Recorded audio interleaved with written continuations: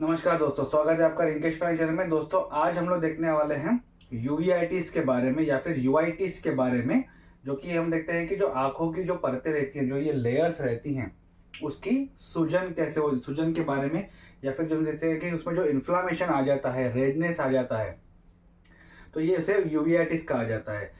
मैंने introductory part यानी कि जो एनाटॉमी का जो बताया था मैंने, आई एनाटॉमी का, उसमें मैंने बताया था कि जो आई रहती है वो 3 लेयर से बनी हुई रहती है। जो सबसे बाहर की जो लेयर रहती है वो स्क्लेरा आई, मतलब जो ये व्हाइट कलर का जो हमें दिखाई देता है।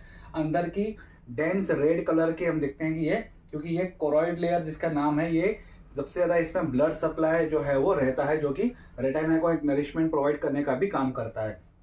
तो ये बीच की जो है वो कोरॉइड लेयर है, जो कि आगे चल के सीलियरी बॉडी में कन्वर्ट होती है और उसके बाद आगे चल के ये आइरिस में कन्वर्ट होती है, जो कि हमारे आंखों का जो ये कलर है, जो रेटाइना, जो ये ब्लैक कलर और ये जो कलर दिखाई देता है, ब्लू कलर या मरूनी कलर जो आंखों का दिखाई देता है, वो उसके लिए ये आइरिस जो है वो रिस्पॉन्सिबल रहता है। एक पिगमेंटेड लेयर जो है वो इसे माना जाता है। तो इन तीनों को मिला के जो एक कलेक्टिव लेयर बनती है वो मिडल लेयर बनती है, इसे यूविया लेयर जो है वो कहा जाता है। ठीक है, और अंदर की जो लेयर रहती है वो है रेटाइना। रेटाइना के बारे में जैसे हमने पहले भी बात किया है, कई वीडियोस में हमने इसके बारे में समझा भी है कि ये क्या करता है, फोटोसेंसिटिव लाइट जो आती है उसे कन्वर्ट कर देता है ऑप्टिक सिग्नल्स में थ्रू, जो नर्व सिग्नल्स के थ्रू, और ये ऑप्टिक फाइबर के थ्रू जो है वो ऑप्टिक डिस्क के थ्रू हमारे ब्रेन के थ्रू जाती है, और ये एक विजुअल इमेज जो है वो हमें हमारे आंखों के सामने प्रोड्यूस करने का ये हेल्प करती है।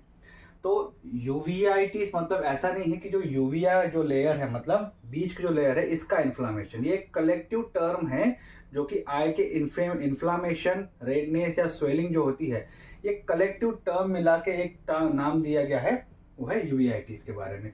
तो इसके बारे में डिटेल समझेंगे कि हम लोग इसके बेसिक इंफॉर्मेशन समझेंगे, इसके टाइप्स के बारे में समझेंगे, कॉजेज, सिम्टम्स, फिर इसका डायग्नोसिस और ट्रीटमेंट के बारे में हम लोग आज समझने वाले हैं। तो people with uveitis develop the red swollen inflame eyes, they also have the eye pain. आंखों में दर्द रहता है, रेडनेस रहेगी, इन्फ्लेमेशन रहेगी, सही बात है। तो ये ऐसा जब होता है तो इन्फ्लेमेशन, रेडनेस और दर्द होता है। Certain condition increase the risk of uveitis but the disease of no reason. कुछ डिसीजेस अगर है आपकी बॉडी में, आगे हम लोग समझेंगे वो कौन से, वो अगर है आपके बॉडी में तो वो रिस्पॉन्सिबल रहते हैं यूवीआईटीज के बारे में। पर असल में इसका जो कॉज है या फिर रीजन है, ये अभी तक अननोन है कि ये एग्जैक्टली इस कारण की वजह से हुआ है। कुछ रिस्क फैक्टर जिसे हम लोग कह सकते हैं इसकी वजह से ये हुआ है, ऐसा बोल सकते हैं। ठीक है, treatment can restore the lost vision and prevent the further vision loss. Treatment इसकी इजीली अवेलेबल है, आखिर में हम लोग समझेंगे। वो ट्रीटमेंट अगर करते हैं तो जो विजन लॉस्ट हुई है, मतलब कुछ खराबी आ गई है, कुछ ब्लड वेसल्स डैमेज हो जाती हैं, या फिर देखते हैं कि जो आई फ्लोटर्स हैं वो अगर हो जाते हैं, तो उसके वजह से जो नुकसान हुआ है, जो अगर ट्रीटमेंट, अगर ये यूवीआईटीज हुआ है, तो उसकी जो ट्रीटमेंट अगर हम लोग करते हैं तो वो ठीक होने के चांसेस रहते हैं, और prevent the further vision loss, यानी कि आगे और विजन खराब जो होने वाली है उसे भी रोका जा सकता है। लेकिन certain types of uveitis can return after treatment. कुछ ऐसी टाइप्स रहते हैं, आगे समझेंगे, जो उसके टाइप्स में उसका ट्रीटमेंट करने के बाद कुछ समय के बाद फिर से वो आ जाते हैं। Untreated uveitis can lead to blindness. अगर आप इसे ट्रीट ही नहीं कर रहे हैं, छोड़ दे रहे हैं, या फिर इग्नोर कर रहे हैं कि हाँ थोड़ा बहुत इन्फेक्शन है, ठीक है हो जाएगा, तो ये अगर बढ़ जाता है तो ये ब्लाइंडनेस का भी रिस्पॉन्सिबल बनता है, यानी कि अंधा करने का भी ये एक रिस्पॉन्सिबल बन जाता है। Uveitis is a general term used to describe a group of disease of eye. ठीक है, ऐसा नहीं है कि यूवीआईटीज है तो मतलब सिर्फ यूविया लेयर, जो बीच की लेयर है, वही अफेक्ट होगी। It's a general term describe the group of disease of eye, मतलब एक जो कंडीशन है अलग अलग आंखों की, उसको भी डिस्क्राइब किया जा सकता है। इन्फ्लामेशन जो है वो उसको भी डिस्क्राइब करने के लिए इसका शब्द का जो है वो इस्तेमाल किया जा सकता है। This disease typically affects the uvea, that is a middle layer. They can also affect the other part of the eye. देखा जाए तो ये लेयर को वहां से शुरुआत करती है, पर ये ऐसा नहीं है कि सिर्फ उसी दूसरे पार्ट जो है आंखों के उसे भी अफेक्ट ये करती है, इसलिए इसे कलेक्टिव टर्म दिया गया है uveitis. Does uveitis affect the both eye? Uveitis में डेवलप इन वन और both eye. It can affect retina, uvea, sclera. ठीक है, स्क्लेरा बाहर की, यूविया मिडल की, रेटाइना जो है वो अंदर की जो लेयर है, तो तीनों को अफेक्ट कर सकती है। एक आंख में भी हो सकती है, दोनों आंख में भी ये हो सकती है। uveitis affect people of all the ages, even children. Women and people between 40 to 60 years old have a slightly higher risk. कोई भी उम्र का व्यक्ति हो, चाहे बच्चा हो, बूढ़ा हो, मध्यम एज का हो, उसे ये यूवीआइटिस होने के चांसेस रहते हैं, ठीक है।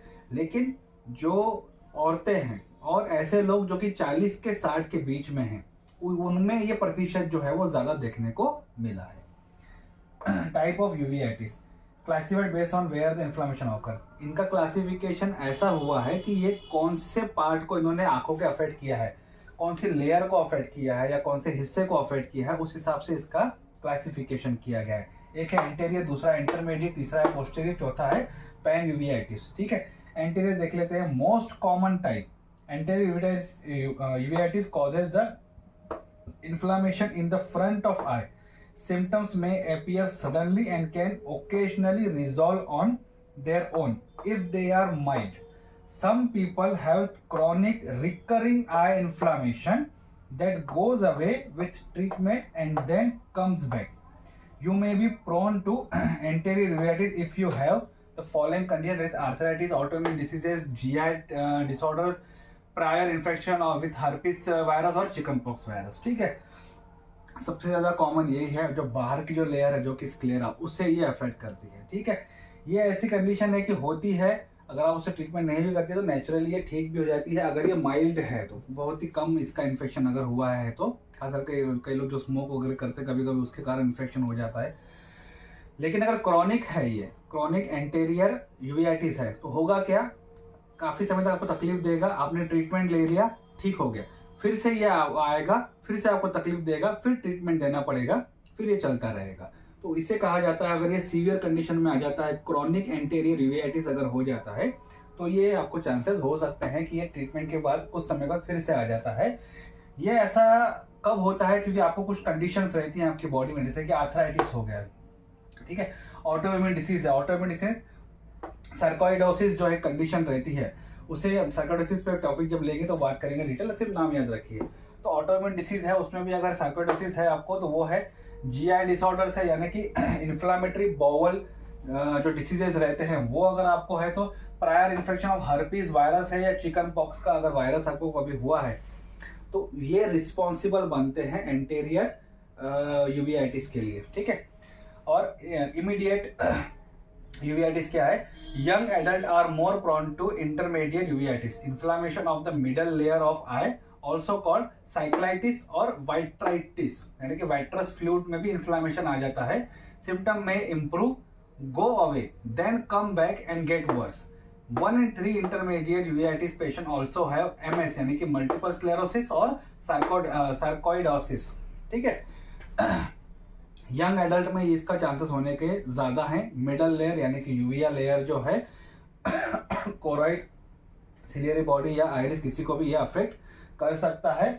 इसे दूसरा भी नाम दिया है साइक्लाइटिस या फिर वाइट्राइटिस, क्योंकि ये कभी कभी वाइट्रस फ्लूइड को भी इन्फेक्ट करने के लिए या उसमें इन्फ्लामेशन या किसी तरीके का इन्फेक्शन जो है वो करने के लिए जो है वो रिस्पॉन्सिबल रहता है।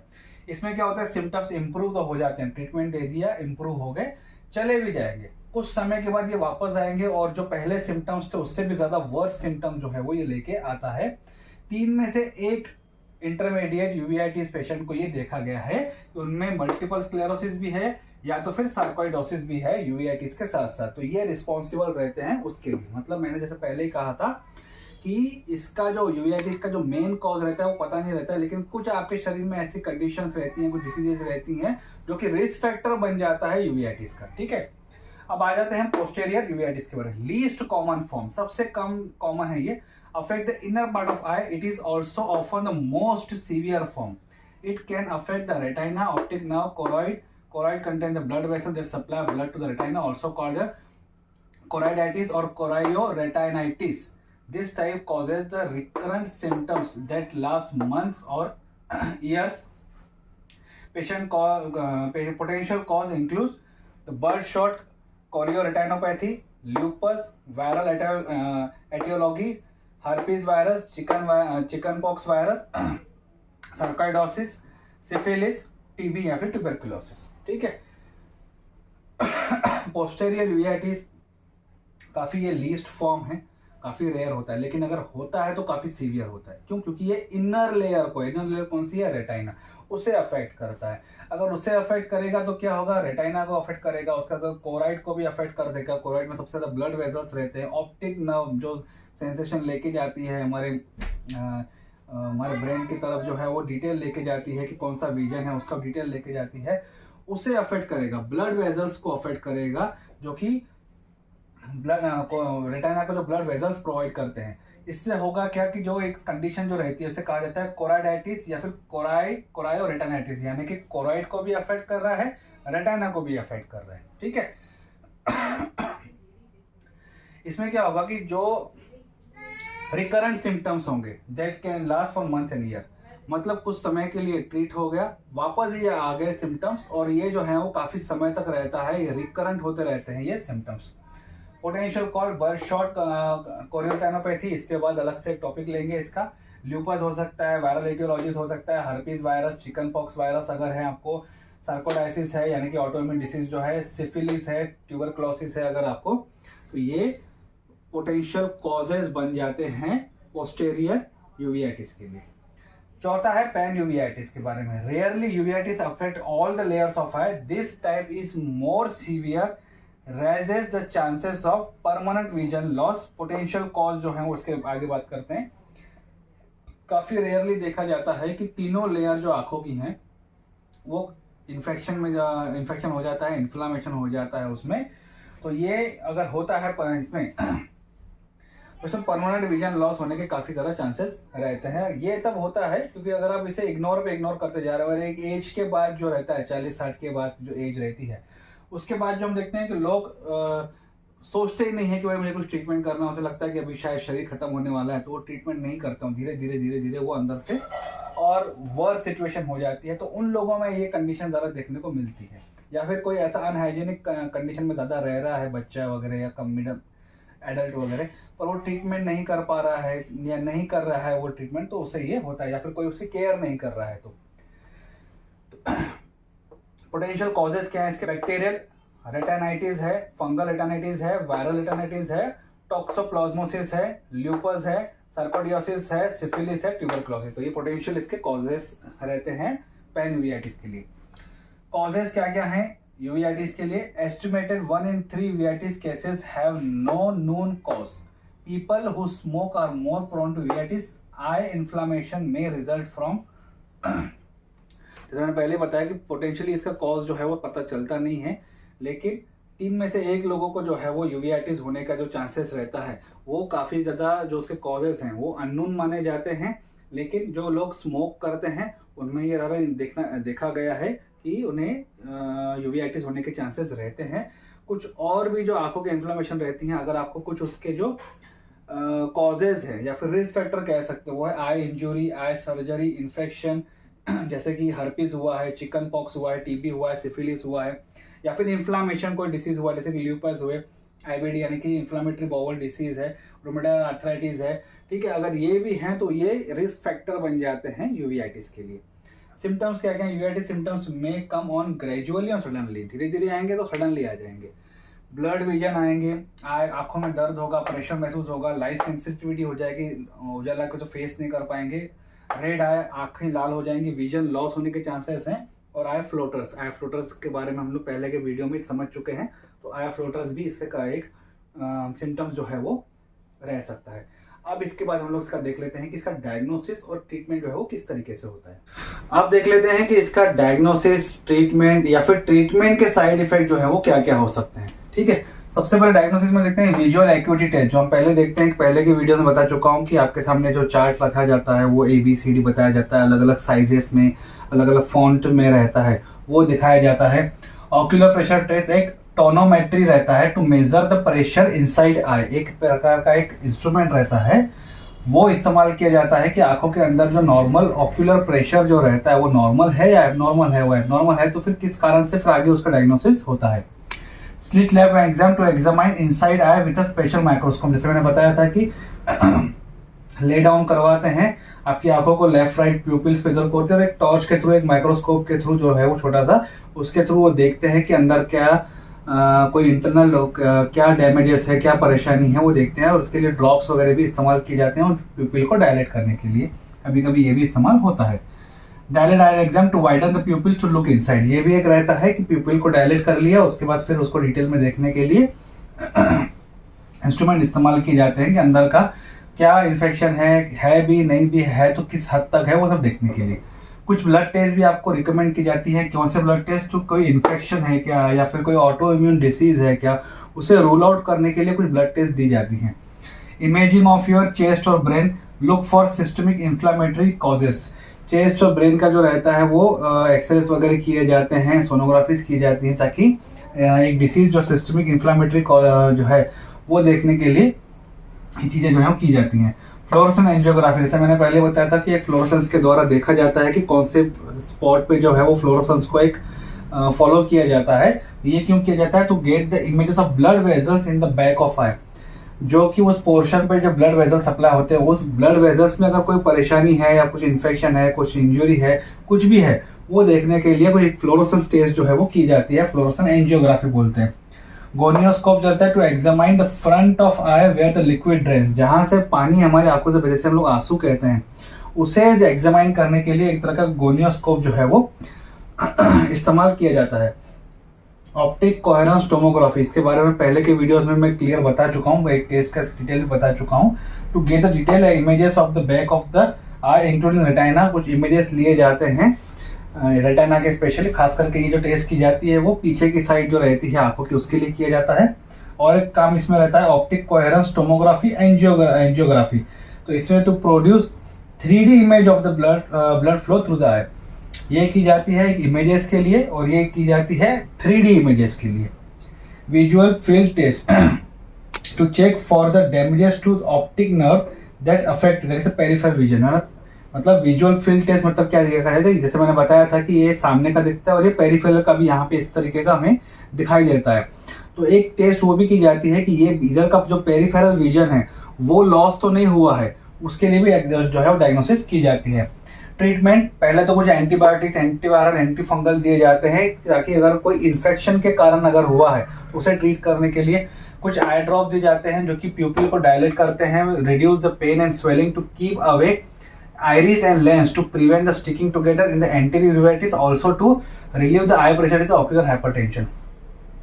कुछ ड्रॉप्स दिए जाते हैं ताकि आंखों में थोड़ा सा एक रिलैक्सेशन मिले, और जो आयरिस है और जो लेंस है, जो ये आयरिस है ना, ये आयरिस और ये लेंस ये आपस में मिल ना सके, थोड़ा सा उस ड्रॉप्स की मदद से ये किया जाता है, ताकि अगर जो एंटीरियर यूवीआईटीज जो रहता है उसमें ये कंडीशन हो सकती है कि अंदर के लेंसेस को भी, अंदर की लेयर को वो इन्फेक्ट कर सकता है, तो उस ड्रॉप की मदद से वो किया जाता है, खास करके एंटीरियर यूवीआईटीज में। और साथ ही ये जो आई प्रेशर रहता है, ऑक्यूलर प्रेशर रहता है, उसे मेंटेन करने के लिए, उसे रिलीव करने के लिए भी इसका इस्तेमाल किया जाता है आई ड्रॉप्स का। स्टेरॉइडल एंटी इन्फ्लामेटरीज, कुछ ड्रॉप्स, कुछ ऑइंटमेंट्स, कुछ ऑयल पिल्स, इंजेक्शंस, ऐसे इंजेक्शन इस्तेमाल किए जाते हैं जो कि इनसाइड इंजेक्ट किए जाते हैं या फिर आंखों के बाजू में कहीं ये पोर्शन में कहीं पे इंजेक्ट किए जाते हैं। कुछ आईवीज दिए जाते हैं, इंट्रावस्कुलर जिसे हम लोग कहते हैं, जो कि कॉर्टिकोस्टेरॉइड्स रहते हैं, जिसके अंदर कॉर्टिकोस्टेरॉइड्स रहते हैं। इसमें इन सभी जो फॉर्म्स हैं, डिफरेंट फॉर्म्स हैं जो मेडिकेशंस के, उसमें एंटी कॉर्टिकोस्टेरॉइड्स रहते हैं, एंटी इन्फ्लामेटरी ड्रग्स रहते हैं, ताकि पेन जो है वो जल्दी रिलीव करने में ये हेल्प करता है। कुछ इम्यूनोसप्रेशन दिए जाते हैं to calm the immune system response to autoimmune diseases, work only when doesn't respond to the steroids. तो कुछ इम्यूनोसप्रेशन दिए जाते हैं ताकि जो ऑटो इम्यून के कारण जो तकलीफ हो रही है, तो ऑटो इम्यून सप्रेशन इस्तेमाल किए जाते हैं। अगर ऐसी कंडीशन होती है, मतलब जहाँ पे स्टेरॉइड अपना काम नहीं कर रहे हैं, तब वहाँ पे ये इसका इस्तेमाल, ऐसी दवाइयों का इस्तेमाल किया जाता है। अब ये तो हाई पावर दवाइयाँ रहती हैं, तो इसका साइड इफेक्ट भी रहेगा, तो जाहिर सी बात हम लोग ट्रीट तो भले इसको कर रहे हैं, पर जो उसका इफेक्ट जो पूरी बॉडी के जा रहा है, क्योंकि पूरी बॉडी के अंदर दवाई जा रही है, उसके साइड इफेक्ट या रिस्क क्या हो सकते हैं। अगर immunosuppression for long time, immunosuppression ज़्यादा समय तक अगर ले रहे हैं ये वाली, तो वो कैंसर के लिए रिस्पॉन्सिबल रहते हैं। और स्टेरॉइड्स अगर काफ़ी समय तक अगर ले रहे हैं तो वो कैटरेक्ट कर सकते हैं, ग्लाउकोमा कर सकते हैं, कुशिंग सिंड्रोम कर सकते हैं, डायबिटीज़ कर सकते हैं, हार्ट डिजीज कर सकते हैं, पेप्टिक अल्सर, पेट का जो अल्सर है वो कर सकते हैं, वेट गेन, वजन बढ़ा सकते हैं, फ्लूइड रिटेशन, स्वेलिंग, थोड़ा सा भरा ऐसा स्वेलिंग जैसा रहेगा, नसों वगैरह में जैसे कहते हैं फ्लूइड रिटेन रहेगा, जो फ्लूइड का जो बैलेंस रहता है वो बराबर नहीं रहेगा और लगेगा कि सामने वाले के चेहरे पे सब सूजन वगैरह है, स्वेलिंग है उसके शरीर में, चेहरे पे। इस तरीके के जो इफेक्ट है वो खास करके स्टेरॉइड्स के कारण ज्यादातर देखने को मिलते हैं। रूमेटॉइड आर्थराइटिस के पेशेंट भी जो ज्यादातर स्टेरॉइड्स रहते हैं उनमें जो ऐसी कंडीशन देखने को ज्यादातर मिलती है। तो ये एक सिंपल टॉपिक था यूवीआइटिस के बारे में, जो कि आंखों की परतों का जो इन्फेक्शन या फिर सूजन जो हो जाती है उसके बारे में आज का वीडियो था। आज का टॉपिक यहीं तक था। आई होप आपका आज का वीडियो अच्छा लगा होगा। वीडियो अच्छा लगे तो लाइक और शेयर जरूर कीजिएगा। अगर आपको कमेंट है तो आप कमेंट बॉक्स में कमेंट कर सकते हैं और मुझे इस चैनल को सपोर्ट करने के लिए प्लीज सब्सक्राइब कीजिए। Thank you.